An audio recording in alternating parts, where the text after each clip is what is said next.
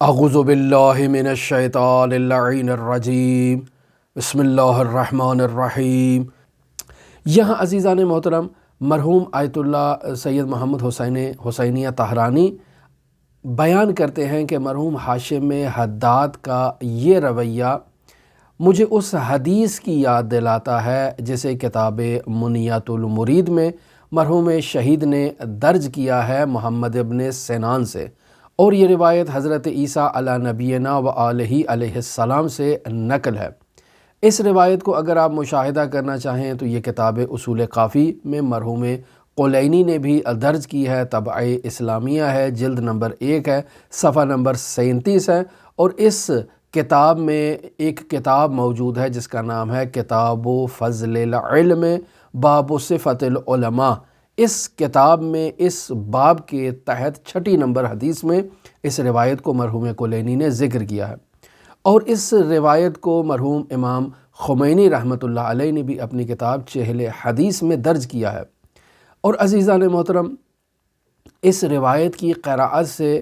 یوں معلوم ہوتا ہے کہ حضرت عیسیٰ علی نبینا و آلہ و علیہ السلام کے اس جملے سے ہماری کمر ٹوٹ گئی ہے۔ عزیزان محترم، واقعاً ہم کہاں کھڑے ہیں اور اللہ کے نبی حضرت عیسیٰ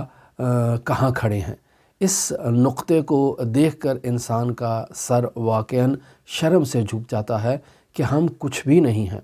اور عزیزان محترم، اس روایت کو میں آپ کی خدمت میں نقل کرتا ہوں، اور ان روایات کو درواقع بندہ حقیر اپنی ذات کے لیے نقل کر رہا ہے، آپ لوگوں کے لیے اور آپ عزیزان کے لیے اسے نقل نہیں کر رہا۔ آپ اسے سماعت کر سکتے ہیں، اس سے فیض حاصل کر سکتے ہیں، لیکن اس روایت کی قراءت میں اگر میں خود اپنے گریبان میں جھانک کر دیکھوں تو واقعاً اس بات کو بے بانگ دہل کہہ سکتا ہوں کہ ان روایات نے میری کمر کو توڑ دیا ہے۔ عزیزان محترم، حضرت عیسیٰ علی نبینا و آلہ و علیہ السلام بیان فرماتے ہیں، قال عیسیٰ ابن مریم علیہ السلام، حضرت عیسیٰ ابن مریم علیہ السلام ارشاد فرماتے ہیں، یا معشر الحواریین، اے میرے اصحاب، اے میرے حواریوں، اے میرے عزیزوں، اے میرے نزدیکیوں، ان سے سوال کر رہے ہیں ان کو مخاطب کر کے، اور ارشاد فرماتے ہیں، لی الیکم حاجتن، میری تم سے ایک درخواست ہے، ایک حاجت ہے، ایک خواہش ہے، فقضوها لی، میری اس حاجت کو آپ حاجت روائی کرو گے، میری اس درخواست کو میرے لیے پورا کرو گے۔ قالو، ان تمام حواریوں نے حضرت عیسیٰ علیہ السلام سے کہا، قضیت حاجتک یا روح اللہ، اے روح خدا، ہم آپ کی حاجت کو پورا کرنے کے لیے اور آپ کی حاجت روائی کے لیے اے روح خدا ہم تیار ہیں۔ اب یہاں حضرت عیسیٰ علی نبینا و علیہ آلہ و تحیت و ثنا کی حاجت کیا ہے؟ فقام فغسل اقدامہم، عیسیٰ علیہ السلام کھڑے ہوتے ہیں اور اپنے حواریوں میں سے ہر ایک فرد کے پیروں کو خود اپنے ہاتھوں سے پانی ڈال کر دھوتے ہیں۔ عزیزان محترم، اللہ کا نبی ہے اور اپنے حواریوں کے پیروں کو اپنے ہاتھوں سے پانی ڈال کر دھو رہا ہے۔ عزیزان محترم، فقالوا کن نحن احق بہذا یا روح اللہ، اے اللہ کی عزیز النبی، اے روح خدا، ہم اس کام کے لیے زیادہ سزاوار ہیں، ہم آپ کے اصحاب ہیں، ہم آپ کے حواری ہیں، ہم آپ کے عقیدت مند ہیں، ہم آپ کے چاہنے والے ہیں، یہ کام زیادہ ہمیں زیب دیتا ہے کہ ہم آپ کے بھی پیروں کو پانی سے دھوئیں، اور باقی جتنے یہاں افراد اور آپ کے عقیدت مند موجود ہیں ان کے پیروں کو بھی ہم اپنے ہاتھوں سے پانی سے دھوئیں، یا روح اللہ آپ ایسا کیوں کر رہے ہیں؟ فقال، تو حضرت عیسیٰ علیہ السلام ارشاد فرماتے ہیں، فقال ان احق الناس بالخدمت العالم، حضرت عیسیٰ علیہ السلام فرماتے ہیں کہ لوگوں کی خدمت کے لیے سب سے زیادہ لائق تر فرد جو ہے وہ عالم ہے، یعنی عالم کی یہ ذمہ داری ہے کہ وہ لوگوں کی خدمت کریں۔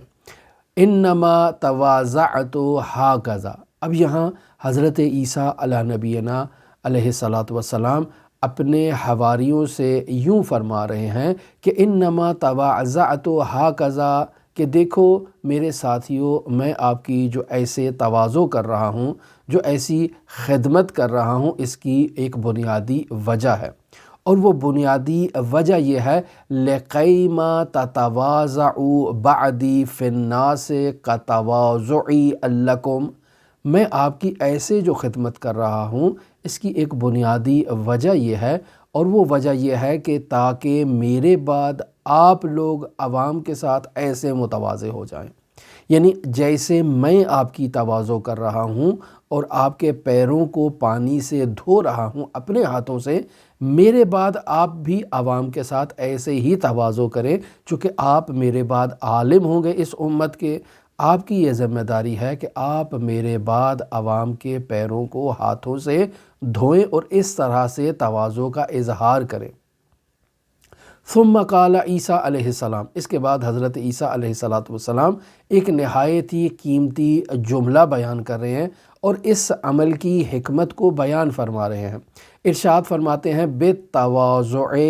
تأمر الحکمت لا بالتکبر۔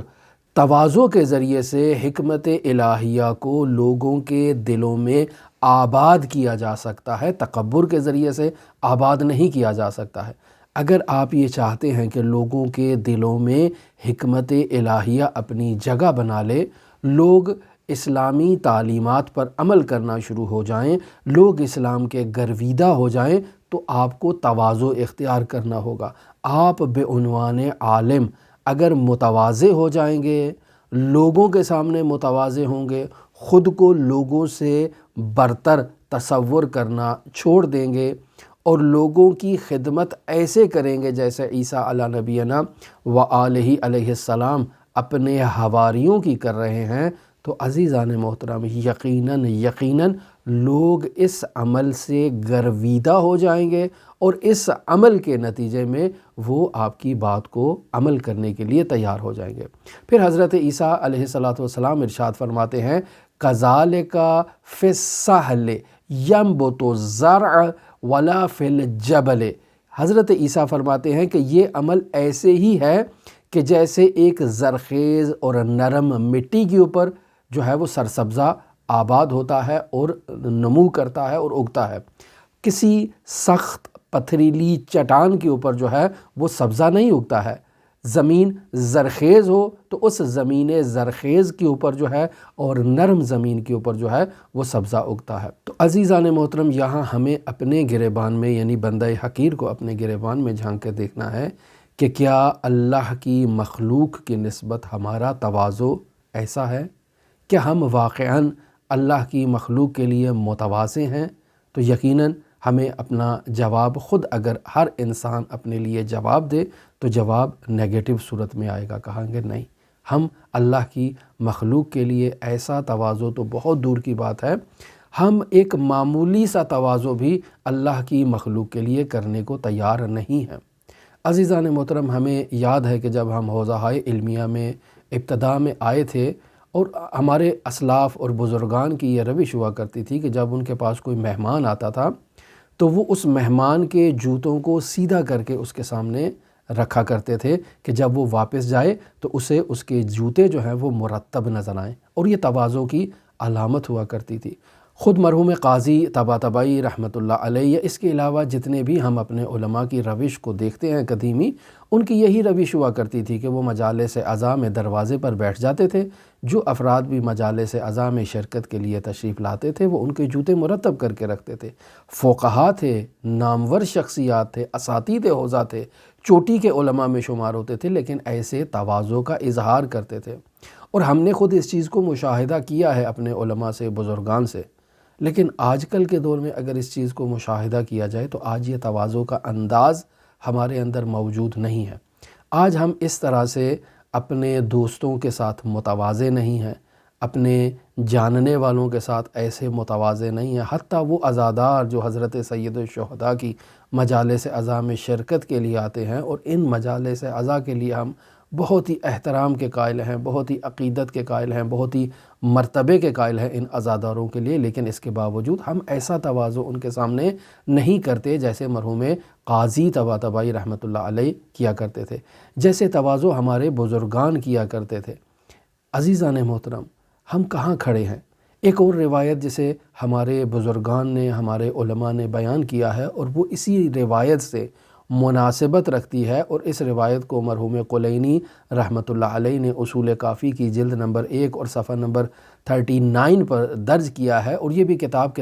فضل العلم کے اندر باب مجالسۃ العلماء و صحبتہم کے اندر درج ہے، اور اس حدیث کا نمبر جو ہے 1,03,983۔ عزیزان محترم، اس حدیث کی قراءت سے بھی یہ بات معلوم ہوتی ہے کہ ہم عالم کہلانے کے لائق نہیں ہیں۔ حضرت امام جعفر صادق علیہ السلام رسول خدا صلی اللہ علیہ وآلہ وسلم سے نقل فرماتے ہیں، اور یہ روایت بھی حضرت عیسیٰ علی نبینا و آلہ و علیہ السلام سے متعلق ہے۔ قالت الحواریون لعیسیٰ، حضرت عیسیٰ کے حواریوں نے حضرت عیسیٰ سے سوال کیا، کہتے ہیں یا روح اللہ من نجالسو، اے روح خدا، اے اللہ کے نبی، ہمیں یہ بتائیے کہ ہم کس کے ساتھ میل جول رکھیں، کس کے قریب جائیں، کس سے گفتگو کریں، کس کے پاس بیٹھیں۔ تو عزیزان محترم، حضرت عیسیٰ علی نبینا و علیہ آلاف و تحیات بسنا کے جواب نے ہماری کمر کو توڑ دیا۔